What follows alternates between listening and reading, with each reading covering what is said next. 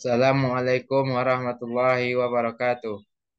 Kenalkan, nama saya Muhammad Ihsan dengan NIM 2233856 dari Prodi S1 Teknik Mesin.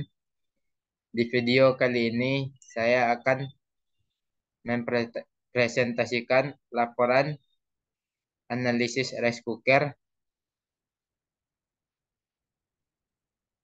dalam matkul perpindahan kalor dan massa.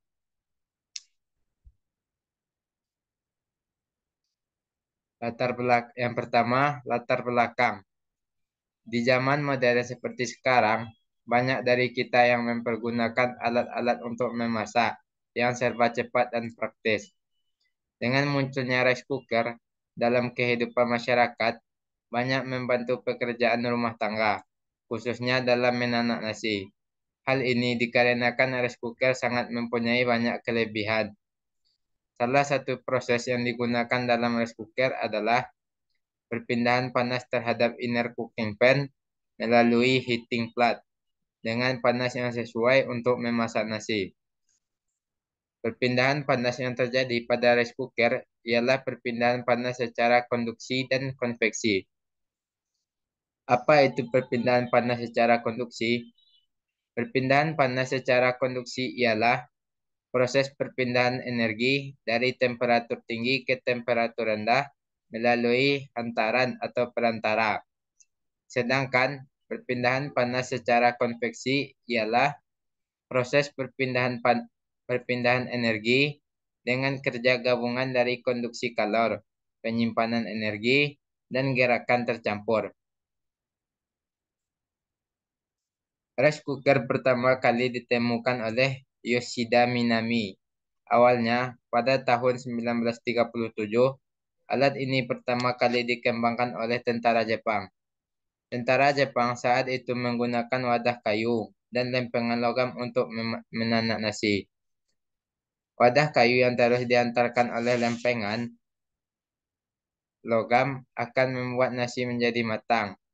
Namun, hal tersebut memakan waktu yang sangat lama, mengingat wadah tersebut tidak dilengkapi dengan penutup. Untuk mempersingkat waktu yang digunakan, alat tersebut akhirnya dilengkapi oleh penutup. Hal itu pun sukses membuat uap panas yang keluar dari nasi bisa diserap dan tidak membiarkan uap tersebut keluar begitu saja. Hasil dari penyempurnaan alat ini akhirnya membuat Mitsubishi memiliki ide untuk mengembangkannya menjadi produk yang lebih sempurna. Ia mencetuskan ide untuk mengganti wadah kayu dengan aluminium yang bisa menghantarkan panas lebih tinggi. Akhirnya, produk ini pun menjadi sangat efektif untuk menanak nasi karena bahan aluminium dan juga penutup yang bisa memanfaatkan uap panas dari produk tersebut. Mengikuti perkembangan zaman, alat ini pun dikembangkan dengan berbagai macam fitur dan fungsi yang mempermudah manusia dalam memasak ataupun menghangatkan makanan. Selanjutnya yaitu gambar sketsa dan bagian-bagian pada rice cooker. Rice cooker terdiri dari beberapa bagian penting. Berikut adalah bagian-bagian rice cooker secara umum. Yang pertama, inner cooking pan adalah wadah tempat nasi dan air dimasak. Biasanya terbuat dari bahan tahan panas dan dilengkapi dengan lapisan anti lengket agar nasi tidak lengket. Yang kedua, heating plat. Heating plat terletak di bawah inner cooking pan dan berfungsi untuk memanaskan nasi dan air di dalamnya. Biasanya terbuat dari logam atau keramik yang dapat menghantarkan panas dengan baik.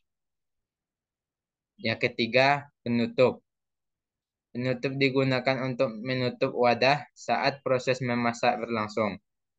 Tutup ini membantu menjaga suhu dan kelembapan di dalam rice cooker agar nasi matang secara merata. Beberapa tutup rice cooker dilengkapi dengan ventilasi untuk mengeluarkan uap air yang dihasilkan selama memasak. Yang keempat, kontrol panel. Kontrol panel terletak di bagian luar rice cooker dan berisi tombol dan pengatur suhu. Kita dapat mengatur suhu, waktu, dan fungsi lainnya melalui kontrol panel. Yang kelima, kabel daya. Kabel daya merupakan bagian yang menghubungkan rice cooker dengan sumber listrik. Melalui kabel daya, rice cooker mendapatkan pasokan energi yang diperlukan untuk mengoperasikan fungsi pemanas dan kontrolnya. Daya yang dipakai saat memasak nasi berkisar antara 300 sampai 500 watt. Sedangkan saat proses memanaskan nasi hanya memakan daya sebesar 5 sampai 120 watt. Yang keenam, thermal sensor atau sensor thermal. Sensor thermal terletak di dalam rice cooker dan berfungsi untuk mendeteksi suhu di dalam wadah. Sensor ini membantu mengendalikan pemanasan agar suhu dalam rice cooker tetap terjaga. Ketika suhu mencapai titik matang yang diatur, sensor thermal akan mematikan pemanas agar nasi tidak terlalu matang atau gosong. Yang ketujuh, katup apung atau float valve. Bagian ini berfungsi untuk mengatur buka tutupnya komponen pelepasan uap. Sebaiknya saat memasak, Anda membiarkan katup tetap terbuka supaya uap air keluar dengan cepat. Yang kedelapan, tutup pegangan, cooker atau cooker handle. Berfungsi sebagai pegangan saat rice cooker dibuka atau ditutup, serta digunakan juga untuk memudahkan pemindahan rice cooker ke tempat lain. Yang kesembilan, condensation collector merupakan bagian rice cooker yang terletak di bagian belakang bodi atau cangkang rice cooker. Bagian ini berfungsi untuk mengumpulkan uap air yang terkondensasi pada lid atau tutup bagian dalam. Itulah ulasan mengenai bagian-bagian rice cooker secara umum. Jika salah satu bagian rice cooker mengalami kerusakan, bisa jadi rice cooker tidak dapat bekerja sebagaimana mestinya. Selanjutnya, prinsip dan cara kerja pada rice cooker. Pada waktu memasak nasi, saklar akan terhubung dengan elemen pemanas utama. Arus listrik langsung menuju ke elemen utama dan lampu rice cooker menyala. Ketika suhu pemanas mencapai maksimal dan nasi sudah matang, maka termostat trip atau magnet otomatis langsung menggerakkan tuas sehingga posisi saklar jadi berubah, mengalirkan listrik menuju ke elemen penghangat nasi melewati termostat. Pada posisi penghangat, ketika suhu termostat sudah maksimal, arus yang ke elemen penghangat akan terputus secara otomatis. Begitu pula suhu pada termostat berkurang, maka otomatis arus menuju elemen penghangat akan terhubung kembali secara otomatis. Proses ini akan berlangsung secara terus-menerus. Dengan didukungnya oleh tenaga listrik, alat penanak nasi bisa merubah beras menjadi nasi. Cara kerja rice cooker pada saat memasak nasi ialah sebagai berikut. Yang pertama, rice cooker mengandalkan arus AC untuk bisa merubah merubah beras menjadi nasi. Arus AC tersebut akan melewati thermal fuse untuk digunakan sebagai pengaman dan untuk mengaktifkan gas heater yang berfungsi sebagai elemen pemanas. Saat panci yang berisi beras dan air menekan per termostat, maka akan menyebabkan saklar tergeser ke bawah dalam posisi cook atau memasak. Saklar tersebut tetap dalam posisi cook karena adanya magnet yang menempel ke metal.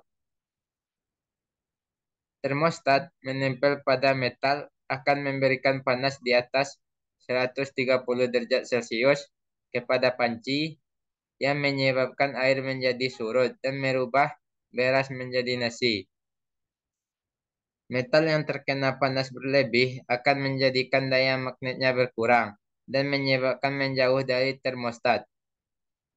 Saat termostat menjauh dari panci yang menggerakkan lift switch, maka saklar akan berpindah sendirinya dari posisi memasak menjadi penghangat.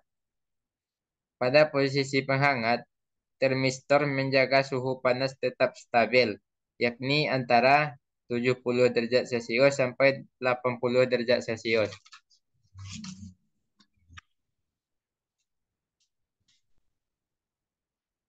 Sekian presentasi yang dapat saya sampaikan. Salah dan kurang saya mohon maaf. Saya akhiri dengan Assalamualaikum warahmatullahi wabarakatuh.